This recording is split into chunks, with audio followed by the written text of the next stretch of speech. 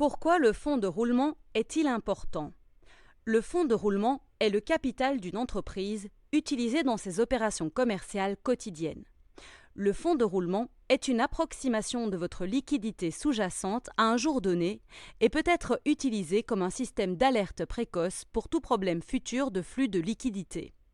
Dans cette vidéo, nous allons voir ce qu'est le fonds de roulement, comment vous pouvez l'améliorer et comment il affecte la santé financière globale de votre entreprise.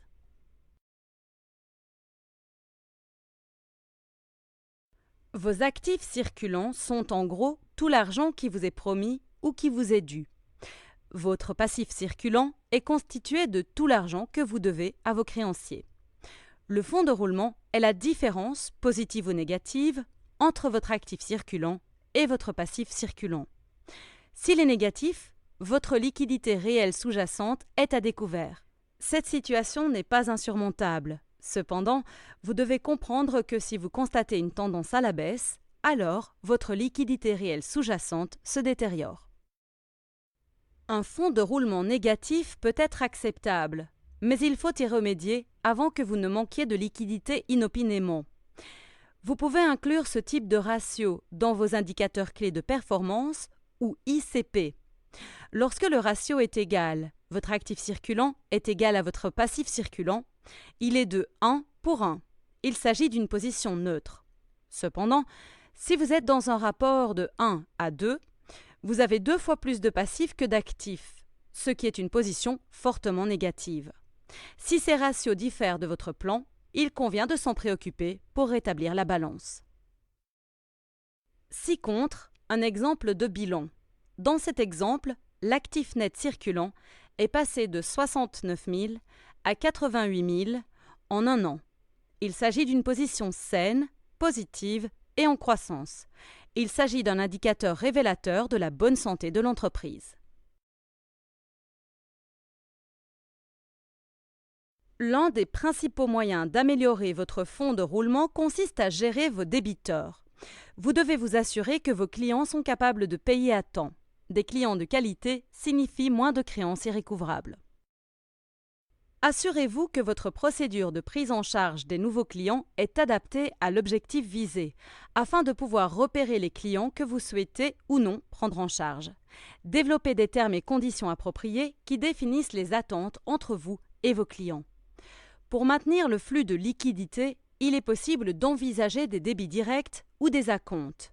Préparez-vous à faire valoir les conditions en cas de non-respect de celles-ci. Exiger le paiement en ligne peut être une bonne idée pour s'assurer que les dettes sont payées à temps.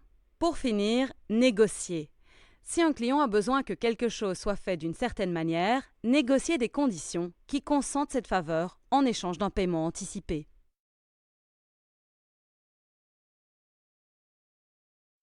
Lorsque vous arrivez au stade de la facturation, il est important de mener à bien la tâche pour laquelle vous et votre personnel êtes payés. Parfois, lorsqu'une entreprise est occupée, il est facile d'oublier de terminer un projet. Facturez aussi rapidement que vos conditions le permettent. Informez votre client que votre facture est bientôt disponible et assurez-vous que le paiement sera effectué comme convenu. Contrôlez régulièrement vos débiteurs et assurez-vous que les paiements ont été effectués dans les délais appropriés. Si vos clients ont des difficultés à effectuer leurs paiements, vous devrez peut-être convenir d'un calendrier de paiement partiel. Cette solution permet de faire rentrer un peu d'argent dans l'entreprise, ce qui est mieux que de ne rien recevoir du tout. Vous pouvez également envisager de facturer des intérêts pour les paiements tardifs selon les modalités convenues.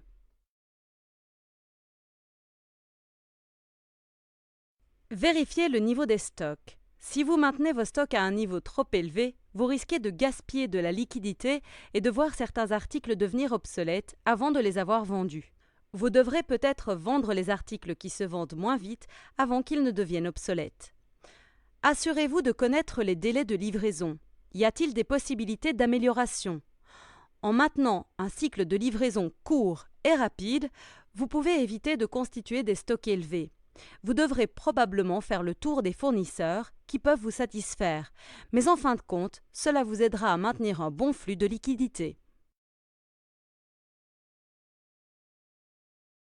Réexaminez vos termes et conditions avec vos fournisseurs et créanciers. Les termes peuvent ne pas être adaptés aux besoins de votre entreprise, ce qui aura un impact sur votre fonds de roulement. Tâchez de maîtriser tous vos coûts. Avez-vous des coûts pour des services ou des fournisseurs que vous n'utilisez plus? Ou encore, votre demande de matériel auprès de votre fournisseur est-elle désormais suffisamment forte pour que vous puissiez négocier de meilleures conditions?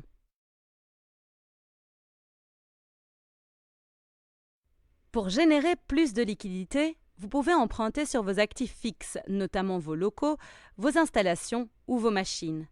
Les coûts fixes ne font pas partie de votre fonds de roulement. Le transfert d'une partie de vos finances vers des prêts à plus long terme les soustrairait à vos considérations immédiates en matière de fonds de roulement et pourrait être la bonne décision pour votre entreprise. Emprunter sur vos actifs fixes peut servir lorsque votre entreprise se développe et que vous avez besoin d'emprunter une somme importante. N'oubliez pas que vous devrez rembourser les prêts. Aussi, vous devez avoir un plan pour y parvenir. Déterminer les meilleurs mouvements est propre à chaque entreprise. Si vous connaissez votre capital, vous pouvez le faire fructifier de la manière qui convient le mieux à votre entreprise.